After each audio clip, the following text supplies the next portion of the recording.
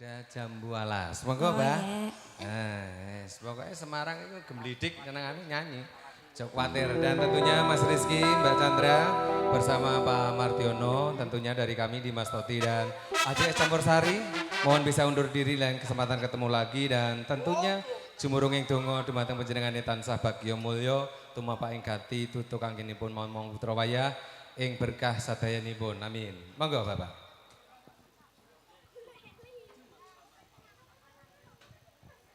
Ayo joget nih, maleren nih.